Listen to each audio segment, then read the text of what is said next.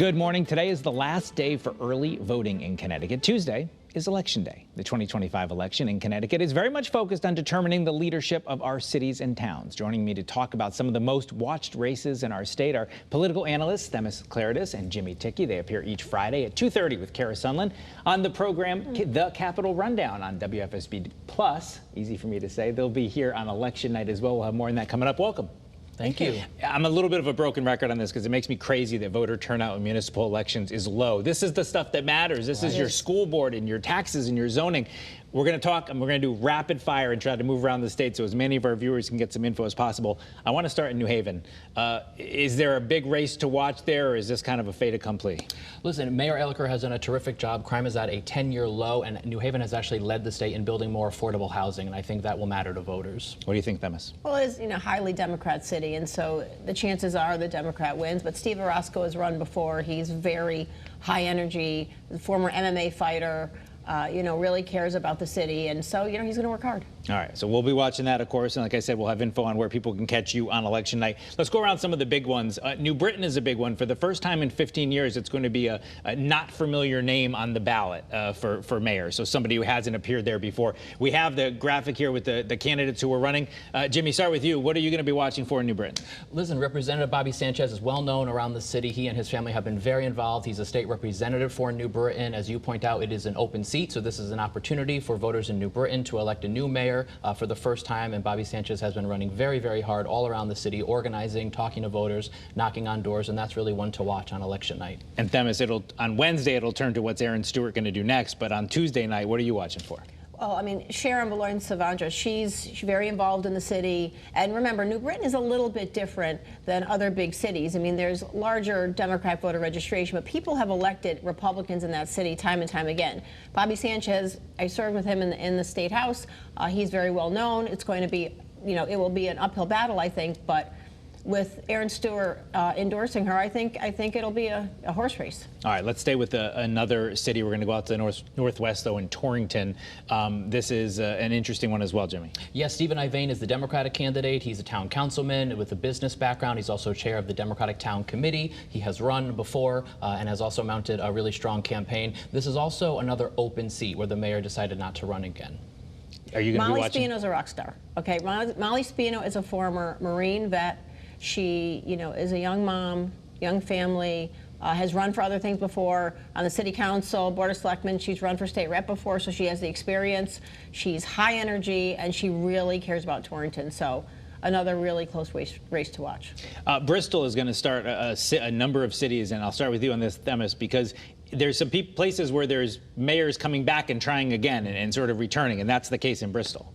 Well, Mayor Caggiano has been there since 2021, and he actually beat the incumbent who's running against him now. He has done a great job for that city. He is he's a hometown boy. People love him. Works really, really hard, and I think he should be able to win it. Although I don't want to jinx it. When we see this again, is it deja vu for voters, Jim? Yes, and this is happening quite a bit. So the Mayor Zappo, who was in office, who lost by just a hair the last go-around, this is a 4-year term. She is now back running again for her old seat as mayor in Bristol, and she had a very good track record when she was mayor, so I think this will be a very tight race, and it's possible that she's able to recapture the mayor's seat. Speaking of 4-year terms, it's the first time the mayor in Hamden will get a 4-year term, and that's another one we're going to see familiar names on the ballot. That's right. So the mayor also decided to not run there. The Democratic candidate is Adam Sendroff. He was chair of the Board of Education, very involved in the community. That was a Democratic primary. He won that. He now moves on to the general election, and I think he's in pretty strong shape to win.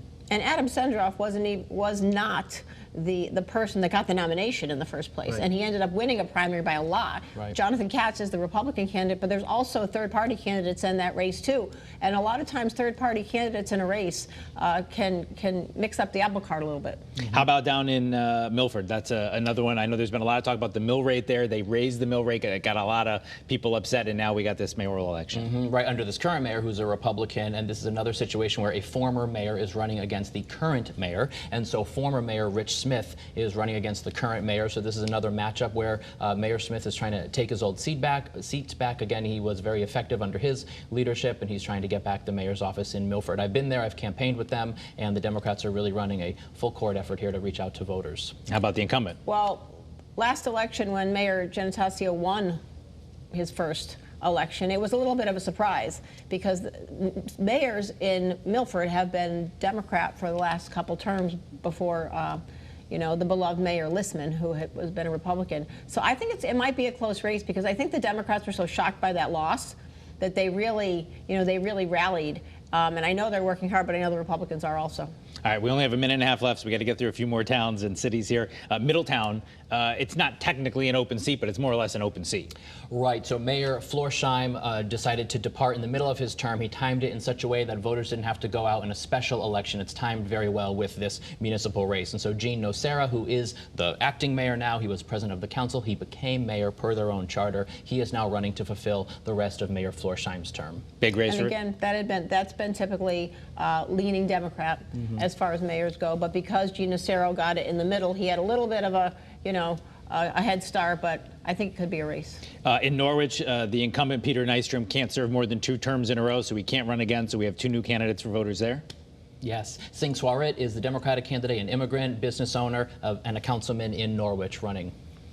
And Stacey Gold has been involved, for many years, and she's been very involved in politics. And Peter Nystrom, who is a wonderful man, and he probably would have run again if he wasn't, stopped from the 2-term consecutively. He's actually running for the city council also. So it's not like he's out. You don't know how people are going to make decisions in that regard because Mayor Nystrom is so popular. Real quick, Ansonia, you want to talk about that one as well, Themis? Mayor Cassetti has been there for 12 years. It is a very volatile political environment on the Republican and Democrat side in the little city of Ansonia. He loves his city. He works his butt off. And there's always controversy going on. Let me just say that. But I think he pulls it out. Well, we are both from the Naugatuck Valley, and so we know all these candidates personally. Yes. But the Democratic candidate, Frank Tiska, former alderman, also Sikorsky employee, and has been working over the town and working really hard, and so we'll see what happens. All right, we don't have time to do it. We don't have a graphic, but Sprague, another one that we're watching, the state senator, Kathy Austin, running to be back as first selectwoman after being beaten last time. So even in a little town, a lot to watch out there in Sprague.